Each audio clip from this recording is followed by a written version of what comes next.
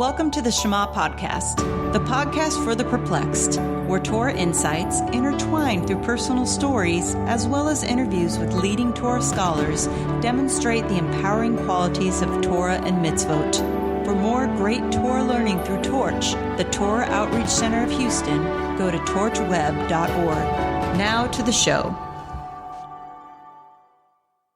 So we are now in the time of year where we are quickly approaching Shavous. And I had last week Rabbi Busco come on and talk about the accounting of the Omer. And as you know, we just came from Pesach, and he explained how these are two pivotal points in time that are bridged together. And I know many of my listeners have been fully observant their entire life, and I know some are just beginning to become observant and learn Torah and are not familiar with Shavous at all. So I want to take you through an exercise. So if you would just hit the pause button and go grab a few pieces of paper and a pen or pencil, and then come back and walk through this with me, because this is how I sort of look at how these two events in time are linked to one another. So if you take a piece of paper and you draw a line down the middle, and on this first one, we'll put in the middle financial needs, material needs. And then on the left side of that line, write things like where those sources of financial needs come from. If you work for someone, you may put employer. If you have a business, you may put clients or customers. Or maybe you work in buying and selling financial assets, so it would be markets. And these are all the things that you can think of where your livelihood comes from. And of course, you definitely want to put on the list our unique skill sets that contribute to our livelihood. So those are on the left side of that line graph. Now, on the right side of the line graph, write Hashem. Everything on that left side of the graph is what we call false gods. And you can really put another title around that, and that is pharaohs. And so the idea here is this, is that absolute truth is that everything comes from Hashem. And anything understanding other than that is simply an illusion. Now, I'll show you how that plays out in perfection. One of our sages I know of that understood this truth in totality was the Baal Shem Tov. Every night he would look in his cupboards and find any food that was not necessary to feed his family. He would look for any money he left over, and he reasoned, God gave me more than I needed today. So he would take all that and he would go out and distribute it to the poor, because he knew the next day Hashem would provide for him once again. Now, I'm not at all, and I strongly discourage anyone from emptying out their 401k and their bank account and their cupboards, because we are not at that level. Because if I did something like that, I would not be able to sleep all night long, because I would be up worrying and stressing. I'd be praying for a miracle, and we're not supposed to ask for miracles, nor do we want a miracle granted to us, because it takes away from our reward in the next world. So we don't want that. But you see, it was not a miracle for the Baal Shem Tov, because it was something he expected. It was the only truth he knew. And because it's the only truth he knew, that's what he experienced. So we're sort of on this spectrum, basically at all times. So if my livelihood comes from God, meaning that every event is being orchestrated, everyone I come into contact with is being orchestrated by God. If my intellect and ideas come from God, my ability to speak itself comes from God, then what is my role in earning a living? And what I've gathered is it comes from two things. One, do I conduct myself in all those interactions in accordance with Torah? And two, it is the degree in which I recognize that those events and all those things come from God. That is what is mine. And the further and more I do that, the more I push myself to the right side of that spectrum, developing more emunah. These other sources we know are not true. Those on the left side, the pharaohs, the false gods. And at Pesach, what happens is there's an energy that comes in that releases us from these pharaohs. There's an energy that consumes the following 49 days leading up to Shavous. And through that time, it's allowing us to push ourselves further and further to the right side of that spectrum, to have total emunah. And you can do this with anything, with your other physical needs, your health. You have Hashem on the right side. You have doctors, medicine. You have maybe it's physical exercise and the preventive care, nutrition. And you may say, well, Are you saying, Dan, we're not supposed to exercise and take care of ourselves? I am not saying that at all. However, the sages of yesteryear, they would live on carobs. They would study all day long. I even heard of some heads of some yeshivas that passed away a few years ago who were, I think, close to 110 or maybe a little older. And they sat and studied Torah all day and smoked cigarettes, right? So, where our health comes from is, in fact, from Hashem. And then when we get sick, we need to ask ourselves, who caused us to get sick? And the reality is that Hashem is the one that causes us to get sick, because really our physical ailments are simply a manifestation of a spiritual ailment. And I was reading that King Solomon actually had a book that had all the cures and remedies someone could use to cure any physical ailment, but he hid it. Because to give that to the Jewish people would mean that they would fix their physical ailments without getting to the root cause of that, which is the spiritual ailment. And so, once again, the more we believe we need a doctor and we need medicine, then the more we need the doctor and the medicine. And again, we're all somewhere on this spectrum, and we're always just trying to push ourselves to the right.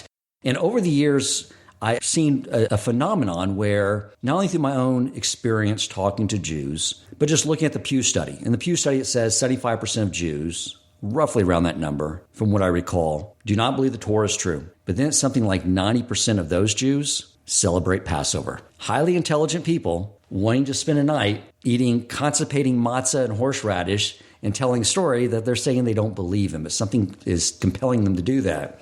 And when I asked Rabbi Yaakov Wohlgelernter about it, he quoted me a passage in the Talmud that says that there's 2 mitzvot the soul will not want to get rid of. 1 is bris milah, and 2 is the Passover Seder. But I know from talking to many Jews, they've never heard of Shavous. And to me, what's sort of happening is this. There's this desire to be free. We connect to that on a very deep level. But the problem is, without the experience of Shavous, you never become free. Think of it like being in a jail cell. And Pesach comes, and everything gets quiet, and the guard is gone. You hear a clicking noise, and the jail cell door begins to open up. And you realize, I'm free. And you're excited that you're free, but you never leave the cell. And the reality is that there's no lock on the jail cell door, nor is there any door at all. So what's happening? Well, that guard that is there gives us some wonderful furniture for that jail cell and a high-definition TV with subscriptions to all the streaming services and an Amazon subscription. We get all our needs, and we're so comfortable in that jail cell, we don't know why we'd want to leave. Without Torah, we don't know what it is that we are leaving that cell for to go after. It is through the study of Torah that we really get to understand the big game plan of what it is that we're trying to accomplish, so we're focused on what we're doing. So I brought on someone to talk about this subject, and he's someone I have not brought on before. And matter of fact, as many of you know, I always talk about my teacher, Rabbi Yaakov Wohlgelernter, the first Torah scholar I got to know that really took the time to teach me Torah. But this individual was a torch rabbi that taught me Torah back before Rabbi Yaakov Wohlgelernter had left the yeshiva. And he came out to our synagogue in a suburb of Houston, Texas. And he taught a class on Musar and on Talmud. And there's something I learned from this rabbi even beyond that subject material. And it's the following. I always knew at a very young age how important it was to have vibrant energy. As a young stockbroker, I knew that to keep my energy level high was so imperative, because it's that energy level that allowed me to learn, to absorb information, be able to construct processes for investment recommendations, and then to have that energy and that passion for conveying those ideas. So I was always trying to figure out ways of increasing my energy level. Now, it never occurred to me in my 20s to maybe not go out drinking with the boys to all hours of the night, Thursday night through Sunday night. I even experimented with cocaine for a little bit until I told myself, come on, Dan, you're being so cliche. A stockbroker now doing cocaine. I'm going, be original. You're like a character out of the 80s. Next, you're going to be buying a suit with shoulder pads. So I gave that up quickly. But I was always trying to get my energy level up and take supplements and try to figure out ways to maximize this. So back to this rabbi I'll be bringing on. When he was teaching the class, I remember just seeing that the more he taught and the more he spoke these words of Torah, the more his energy level would just enhance and increase. And he would be like literally vibrating by the end of the class. And you could just sort of see his soul was in such an ecstatic frenzy almost that was just reverberating throughout his body. And this class was later at night, which normally I'm sort of toast at the end of the day. And I just remember that he'd exude so much energy that it would just penetrate me.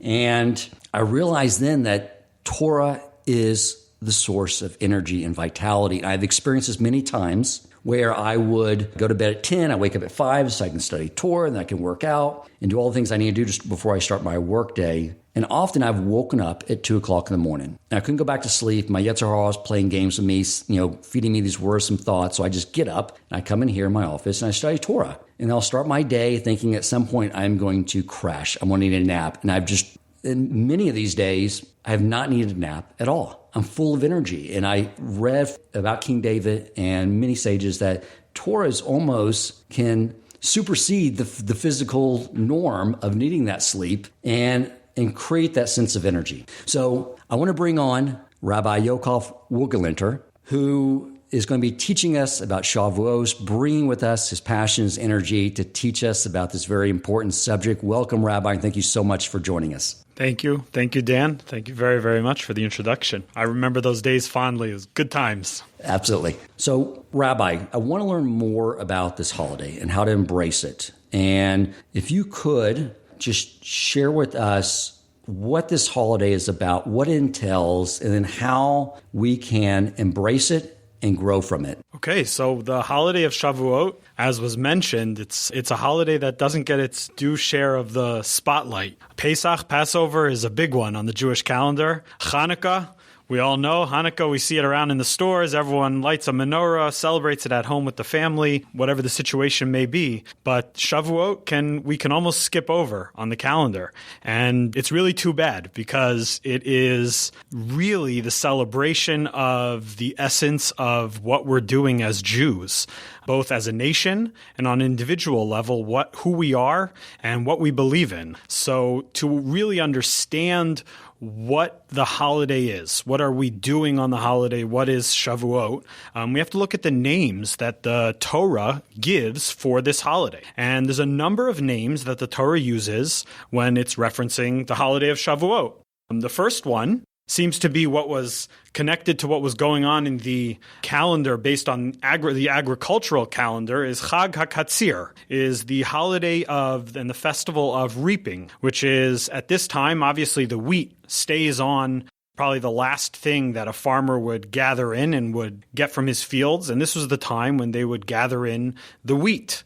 And so it's referred to as Chag HaKatzir. It's the holiday that takes place at the time of the year when you are literally going out there and getting the wheat. And we'll maybe delve into a little bit what the significance of that is, but just building on these names that the holiday is given, we have the common name that we call it is Shavuot. And the idea of Shavuot can mean weeks. A Shavua in Hebrew is weeks.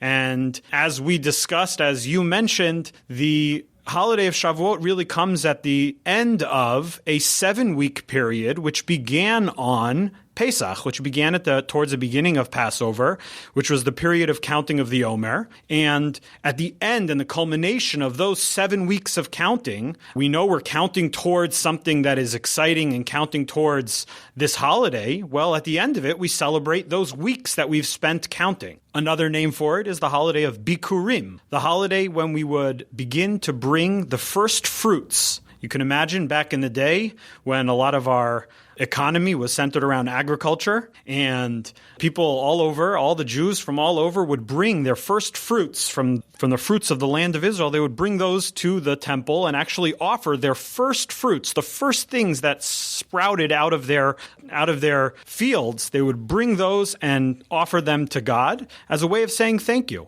And they would actually say that to Hashem when they would bring them. They would say to God, thank you for what you've done for us, and thank you for everything that you've done for us. And really the last name that's used most commonly in the rabbinic sources is that the holiday is called Atzeres or Atzeret, which could mean gathering together. And it also, we know, could mean to stop. And so we can talk about the significance, if you want to get into the significance and what these names mean for us. But I think it's important to really focus on the common name that we all call it. We call it Shavuot. And Shavuot, we said, is the idea of weeks and the celebration of the weeks.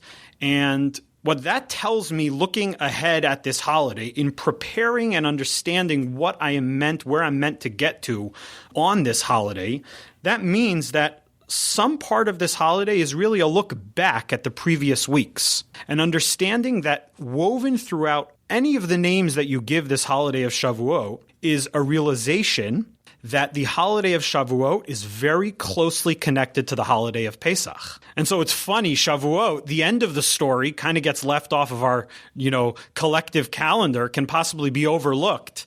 And we may place more significance even on Pesach. And yet Pesach is really just the start of a process that then ends on Shavuot. So let's take a step back and understand, first of all, what historic event took place on the days of Shavuot, on the day that we celebrate Shavuot. And that historic event that we are talking about is the actual national revelation and receiving of the Torah at Mount Sinai. The Jews had left Egypt. We know that story. Well, they had taken a few weeks of preparation and had camped at the foot of the mountain, and they were told to prepare themselves 3 days before, because in 3 days you are going to hear from God. And comes the day of Shavuot, and we actually experience something that goes down in history as the only recorded event of its kind. The only time that an entire nation can lay claim to the fact that they heard the voice of God. And so that is the actual event that we are celebrating, is the receiving of the Torah.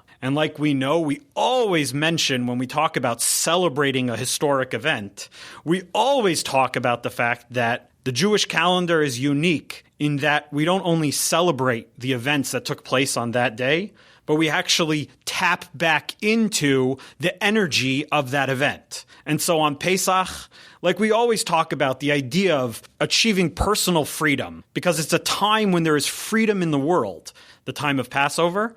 Well, Shavuot is the same thing. What we're celebrating is the receiving of the Torah, but what we can do is tap into the same energy and the energy of receiving of the Torah. We need to expound on that. We need to talk about that more. But just to keep it as an idea that anything that we discuss and anything that we talk about in relation to this holiday always has to translate back to something that has to do with an energy that we can pull down, that we can access, and that we can bring into our life going forward. And so the names of the holiday really are indicative of this power. We spoke about Shavuot being the celebration of the weeks. And I want to expound on that and tell you a little more. We know that the Omer period, the period of time of counting in between Pesach and Shavuot, is really a time when we are meant to be focused on profound personal growth and meant to really be taking each day and understanding that each day on its own is so important. It's a lesson like that can carry you through the rest of the year. But let's not stop there. Every day is important. And on every day I have a mission. On every day I can grow. And I'm going to grow incrementally. I'm going to grow small, tiny little pieces. Every single day I'm going to take one little thing and I'm going to say, you know what, today that's going to be my focus. Not this month, not this year. We get lost in the time and it's just too much for our brains to handle. But we take each day and we say, today this is going to be what I'm working on. And we build each day one on top of the other until we have a complete unit. We have a complete week.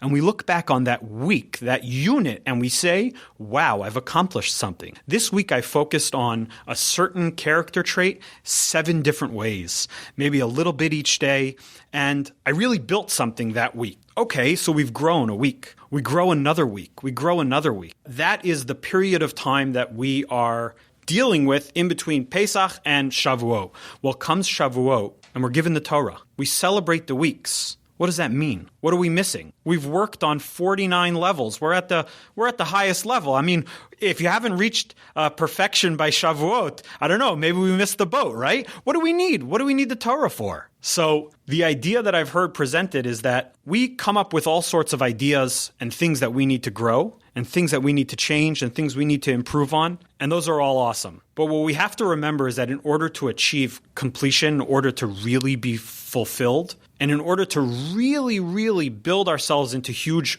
great people, in order to do that, we need a guidebook. And after we've worked on our character traits and refined ourselves to the point where we're then able to say, you know what? Okay, I've done what I can, but now I can celebrate those weeks, but now I need the 50th level, the highest level. I want the guidebook. And so we come to Shavuot, the holiday of Shavuot, and really that's the celebration. The celebration is the fact that we as a nation are not told to make it up as we go. The fact that we as a nation are not told, listen, I want something, but I'm not going to tell you what it is. Go for it. Let's see how you do. That would be the cruelest game I've ever heard of. But in fact, God says, I want something, and I'm going to describe it. I'm going to tell you exactly what it is I want. I'm going to give you the Torah. Use it as your guidebook for life. Use it to understand in any situation you ever experience. Use it to guide you into the proper way to act. And the fact that we were given that guidebook is definitely a reason to celebrate on Shavuot. By the way, a Shavua is a week, but a Shivua is an oath or a promise. And so it's very possible that the holiday of Shavuot is actually a celebration of the oath. What oath am I referring to? Well, when God gave us the Torah, God makes a promise to us. You are my chosen nation. You, the Jewish people, will always be my chosen nation. I will never switch you. I will never give up on you. And God promises through this guidebook, through the Torah, he promises, he makes a shivuah, he makes an oath to us. And the Jewish people, in accepting the Torah, make an oath back to God. We promise to never leave him. And we say we know it's going to be hard, and we know we'll have challenges, and we'll have ups and downs, but we will never leave you. And so really, this is kind of like the holiday of Shavuot is kind of like making that promise all over again, reaffirming our commitment to God and God reaffirming his commitment to us. And in some way, the experience at Mount Sinai, the experience that the Jewish people had at Mount Sinai was, in fact, is looked at by the rabbis as a wedding ceremony. And following along with that idea, if it's a wedding ceremony, then there has to be a groom and there has to be a bride. And the way the rabbis describe it is that God, as the groom, takes his beautiful bride, the Jewish people, with all of our imperfections, collectively and individually. He takes us and says, there ain't nothing getting in between us. We're going to be together forever. And that's the commitment that we reaffirm at the celebration of Shavuot. And so what an exciting time. This is like the greatest wedding anniversary. This is our wedding anniversary. If you look at Pesach as being when we got sort of engaged, when we said, you know what? This is someone who I could probably spend the rest of my life with. Not knowing fully, not having moved in together, right? I don't know what the other one does with the toothpaste when they're done. I don't know if they leave it on the counter. But saying, you know what? I could invest in this relationship. This sounds good. And then the culmination of that commitment, when we say we will never be separated ever again, the wedding ceremony, and then each year the anniversary of that wedding is Shavuot. What a celebration. What a beautiful celebration that we can have every year. Beautiful. So all this tied into annually after the initial Mount Sinai experience on an annual basis during the harvesting of the wheat and also the first fruits for that season. Yes. It seems like also there is, and sort of what I was sort of alluding to at the beginning too, is that Torah is the roadmap, the manual on how to get there, but there's an aspect of emunah, or remembering where everything comes from. And maybe tying it in where he tied it to that season of making sure that we don't forget where the harvest came from, where those fruits come from, or nourishment, by first starting by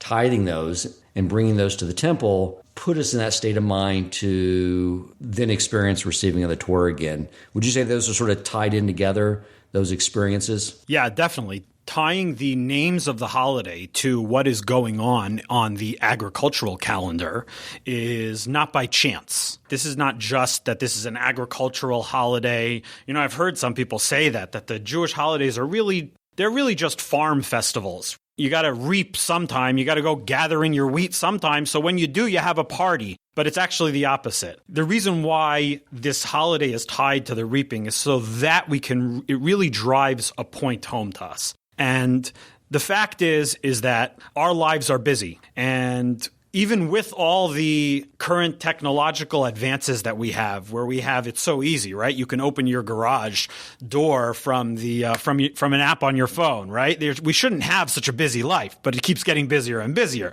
But you can go back to a guy that has to wake up at 4 o'clock in the morning, doesn't have the option of just, putting in a little AirPod and going out to his field and listening to a Torah class while he, works in the field. I mean, this is a guy that really has to dedicate a lot of his time and a lot of his effort and energy in actually farming and understanding that we have a holiday that is tied to the time when he can sit back and look, and he has a choice of how to react to the fact that he now has a silo full of grain. The guy has a storehouse full of grain. He had an amazing year, and now is his chance to react. It's his chance to stop for a moment and think and internalize and begin to realize and recognize who filled up that silo. Because very easy, and it could be very easy for a farmer, it could be very easy for someone who depends on the land to look at his amazing advancement in how he decided to plant his seeds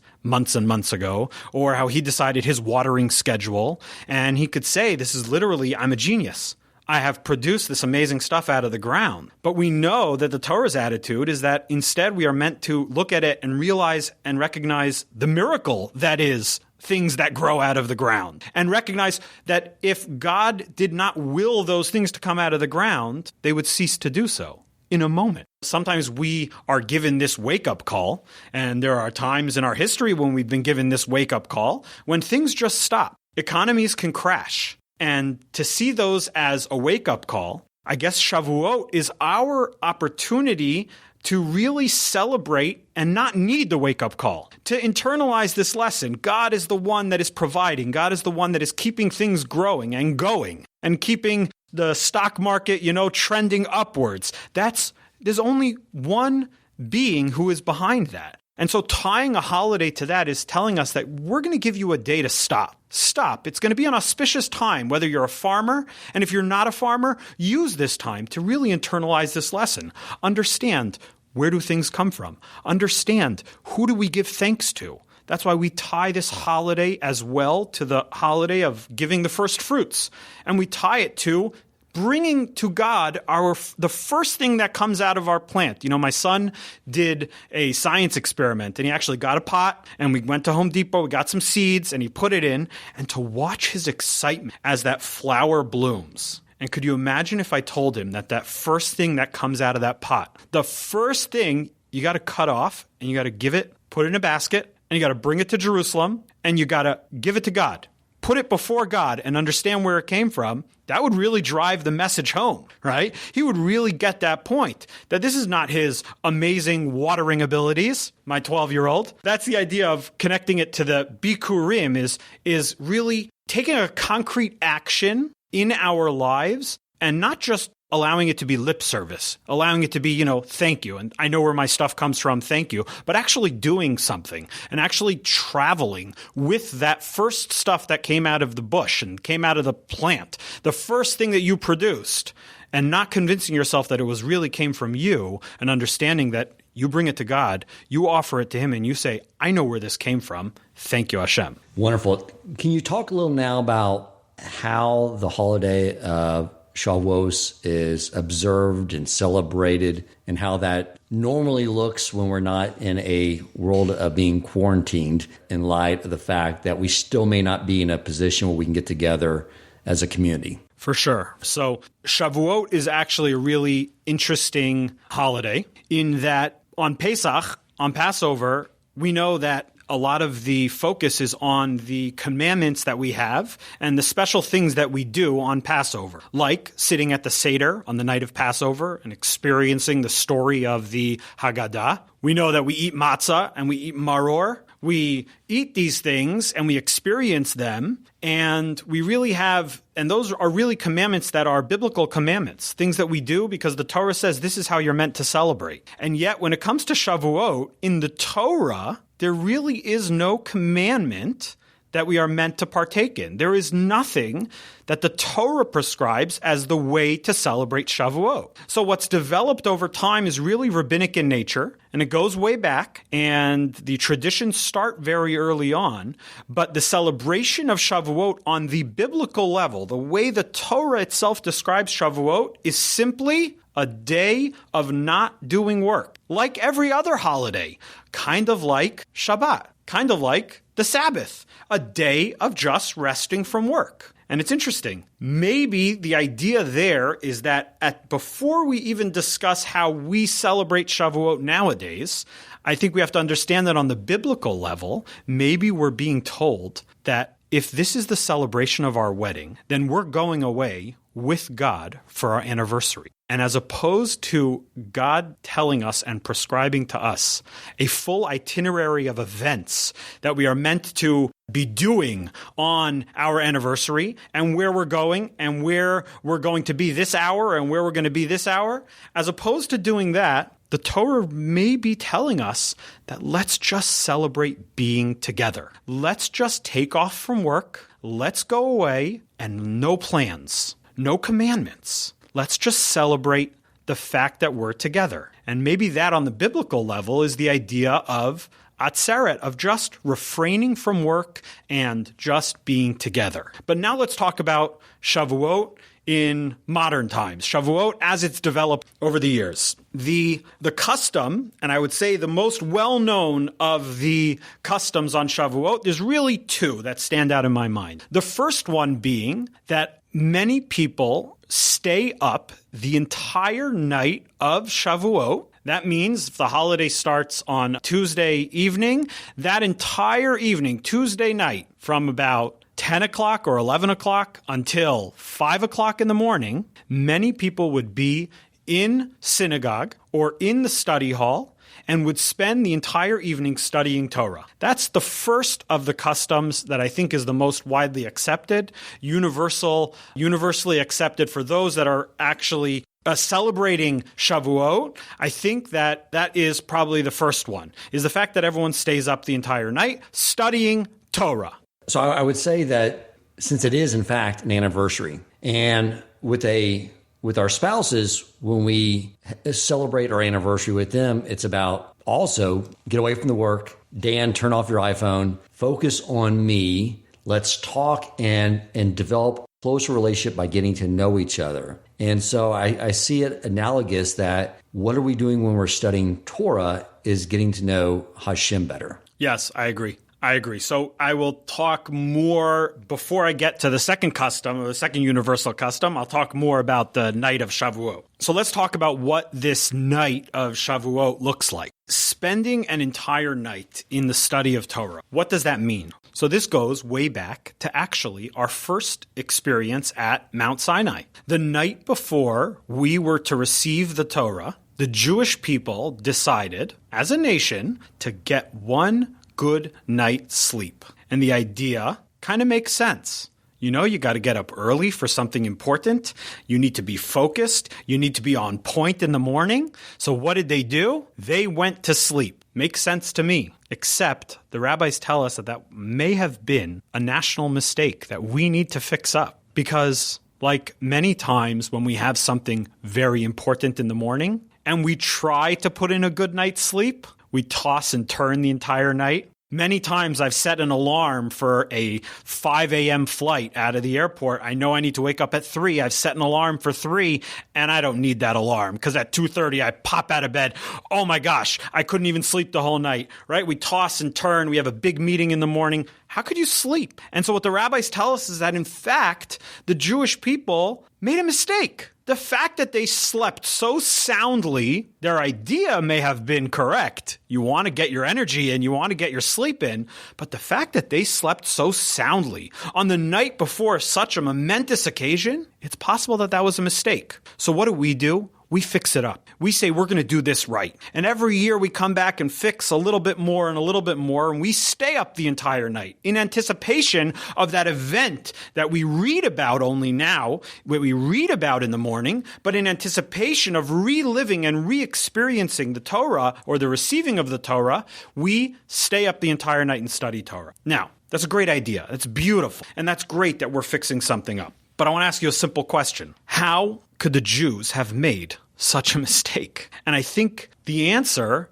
will tell us something very important about the Torah that we study on the night of Shavuot and about the Torah in general. How could the Jewish people have made such a mistake? We're talking about the people that were chosen to leave Egypt, the people that were about to become the chosen nation. These are our leaders. These are the original people that were the Jewish people right at the beginning. They didn't make mistakes like this, but yet they made such a simple mistake. They went to sleep. How did they make such a mistake? So maybe it's possible, the rabbis explain, that before the receiving of the Torah, they were actually missing a key component and an understanding of what the Torah is. Because we throw around these words all the time, learning Torah, studying Torah, and those are important things. But what do they mean? What does it mean when we study Torah? And maybe the mistake that the Jewish people made. We know that when we go to sleep, the Talmud teaches us that our soul actually returns to its creator. The, so to speak, spiritual side of us goes and gets a charge, like a rechargeable battery.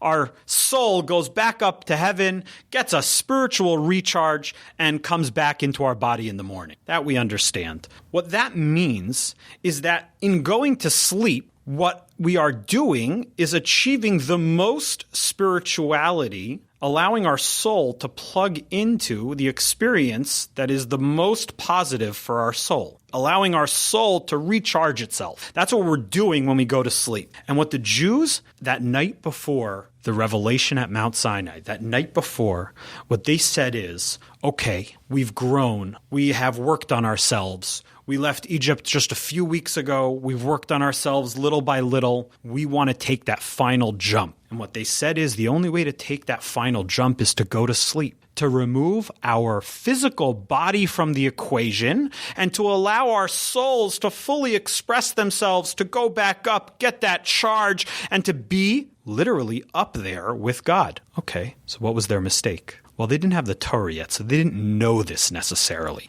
But what we now know is that what the Torah is there for is the guidebook for how to live in a human body. The Torah is a guidebook that allows our soul to function even though it is limited by our human body. The Torah is the guidebook for the human experience. And so what we now know is that the Torah is not meant to take away and remove your body. The Torah nowhere says that our body should be removed from the equation. Rather, what does the Torah say?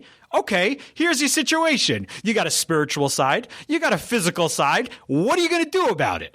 Here's how to deal with it. And so that is exactly the mistake that they made. They tried to remove their physical side. They went to sleep. They said, we want to be just spirit, just neshama, just soul. And the lesson that we're meant to relive and re-experience every year is that no, we stay up the night of Shavuot. We're very physical. We're eating, we're drinking, we're tired. We may be overtired. We may get that, when you get really tired and you get cold and you're really, really aware that you're very, very tired because for some reason you get freezing cold. You ever experience that? You ever been up at 3 o'clock, pulling all-nighter, 3 o'clock in the morning, something?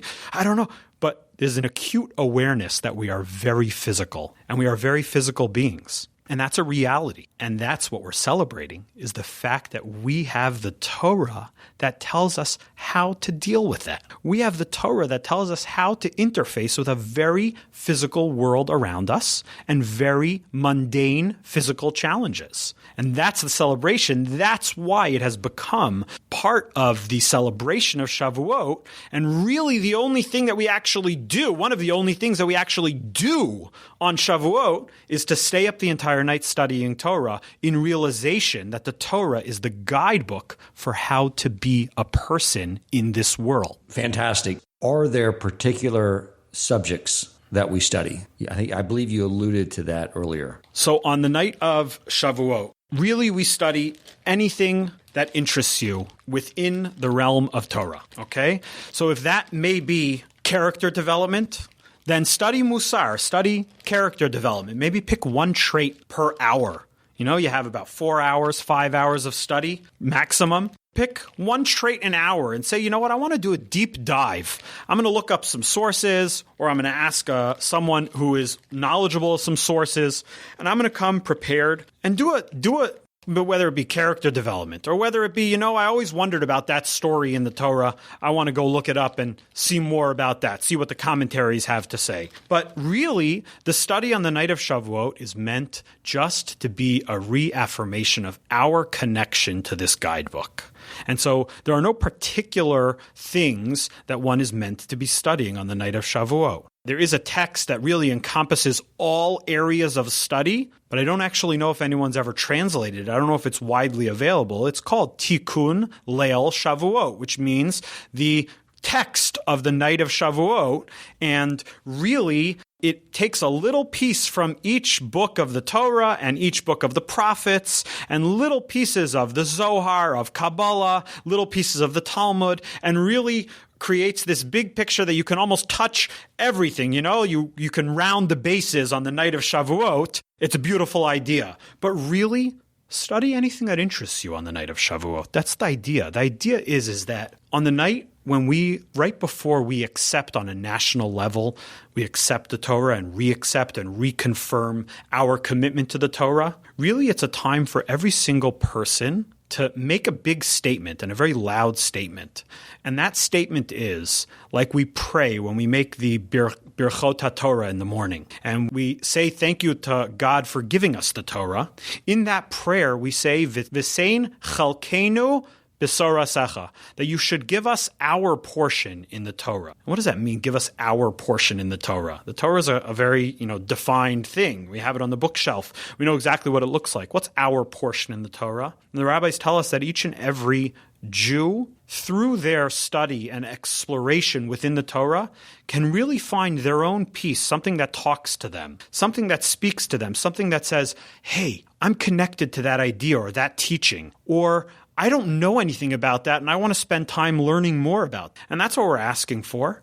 And on the night of Shavuot, what we're making a very concrete statement. I have a place within this Torah. I have a place within this guidebook, something that's mine and mine alone. That makes total sense. Now, speaking of elevating physicality, we are Jews. Food is typically involved. I've always heard that there is a custom to eat dairy and cheesecake. Where does that come from? Okay, so the other thing that we do on Shavuot, and this is rabbinic in nature, developed over time, is the custom to eat dairy. And what is this idea of eating dairy? So on a very technical level, we could say that way back when, and this the rabbis tell us, that way back when at the revelation of Mount Sinai, when we received the Torah, we were told how we were able to now slaughter animals in a kosher way. And so all of a sudden, this entire new world of eating meat opened up for us. But until that point, we didn't have any laws about how to eat meat. And so until that point, it was all dairy that we knew we could eat. We knew we could get to the dairy without slaughtering anything. And so as to remember the fact that it was, yes, meat was all new, but yet we were kind of in this holding pattern. We just got the rules about meat, didn't have time to prepare that meat, yet we didn't fully get into the meat eaters of Judaism. And so therefore we ate dairy, and we commemorate that fact, the fact that everything changed when we got the Torah and our entire lives changed. I think that what that means, and that's pretty technical detail, but I think what that means is that understanding that we eat dairy because we know that the only way that we are allowed to experience certain things in this world, like meat, is to do it in a kosher way.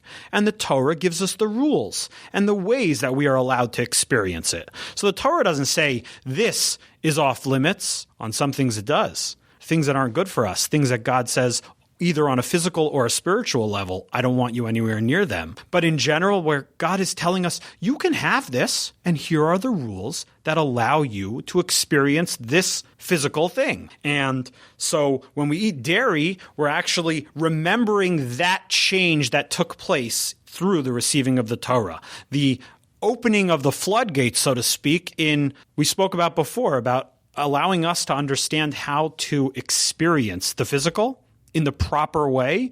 So we're really commemorating that change that took place, the guidebook for experiencing the world around us. Another idea is, like a baby, you don't start a baby on meat. What does a baby start with? Baby starts with milk, formula, liquid. And so the custom developed that if this is the commemoration of our marriage to God, there's something else going on also. The Pesach and Passover, the Exodus from Egypt, is really the conception, is when the Jewish people were conceived. We spent a few weeks, we talk about going through the Yam Suf, going through the sea, it's the splitting of the sea. We spend a few weeks, but now Shavuot is remembering our birth. And in a beautiful way, at the moment of our birth, what do we come to eat? We come to eat dairy. And we remember that there's a freshness that can be attained every single year when we come back to this point in the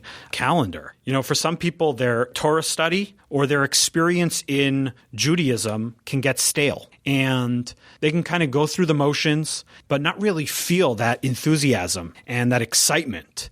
And one way to do that is to, you see these, some New Age therapy session where they did an actual rebirth with someone. And they do this and they have the person, I don't know, they do all sorts of crazy things, right? But they do this rebirthing process, but we do it without the crazy props. We sit down, enjoy a good cheesecake, but like a baby, we connect right back to that first moment where we can then achieve a whole new, fresh approach to our Judaism, to our relationship with God, to our relationship with God's Torah. And through that, we can come fresh like a baby experiencing the dairy. Anything else you can think of, Rabbi, that you'd like to add on the subject? Something we take for granted. We really take it for granted. In studying Torah, there are really two elements. There's an intellectual process that goes on in our brains, but there's something that it also affects inside of our hearts. And I think it's really important before a person engages in the study of Torah, I think it's really important for a person to appreciate what they are engaging in. And the Torah in its many forms, in the 5 books of Moses, in the Chumash, in the Talmud, in all the commentaries on both of those, and in every other Torah book that has ever been created. All of that is God's will and wisdom put into words. And so if we think of God's will as starting up way up there in the heavens, God's desire for what the world should look like, we think of that starting off in a very spiritual place, a very lofty and high spiritual place. And we talk about how are we as physical beings meant to interface with that? How are we meant to connect with that? I mean, I don't know. I get thirsty and hungry and I have other desires, and I'm supposed to connect to this lofty spiritual ideal, this idea that God has for the world to be perfect. How am I supposed to interface with that? And so God makes a meeting point for us. And that meeting point for our physical selves and God's lofty, spiritual, perfect ideas is the Torah. And we experience that meeting point when we sit down and study Torah, when we hear a Torah idea. Because what that's doing not only in our brain, but in our heart, is connecting us deeply and intimately to God's will for the world. You know that the Talmud is full of examples that can at times seem to not be very relevant. Talmud is full of examples of cows goring other animals and monetary disputes that we are not involved in on a day-to-day basis. Many, many cases.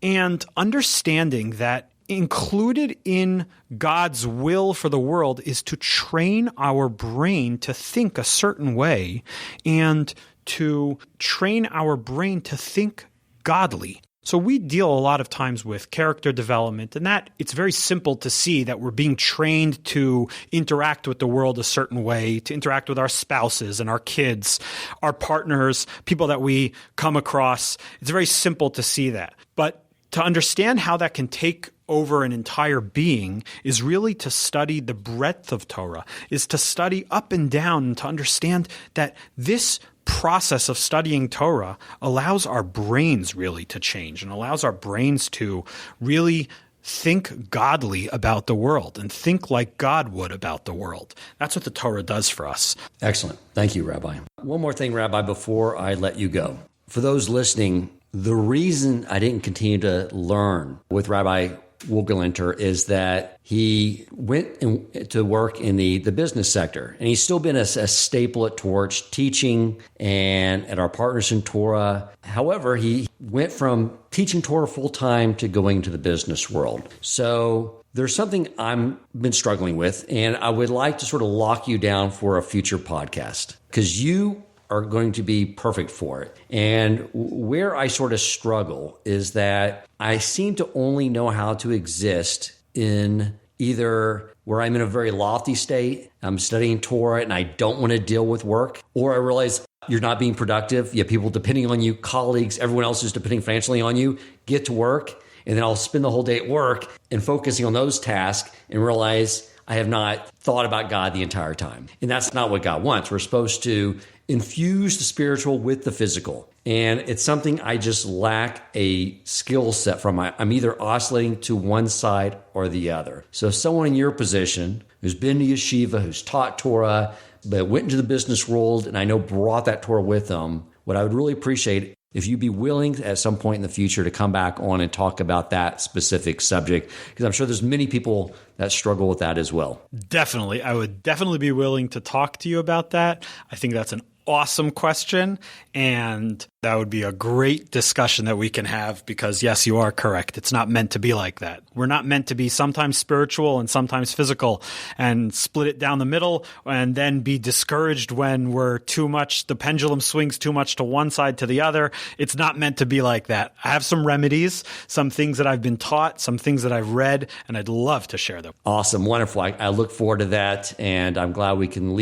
leaving the audience knowing that we have more of you to come. So thank you very much, Rabbi, for taking the time out of your day and sharing your wisdom and your energy with us and teaching us your Torah. Thank you, Dan. Thank you very much. If you enjoyed this episode, please consider supporting Torch so they can continue to spread Torah wisdom to the world by making a donation at torchweb.org and clicking donate in the top right corner of the page. And if you would like to get in contact with our host with comments, suggestions for future topics of learning, or questions for him or his guest rabbis, you may email him at president@torchweb.org.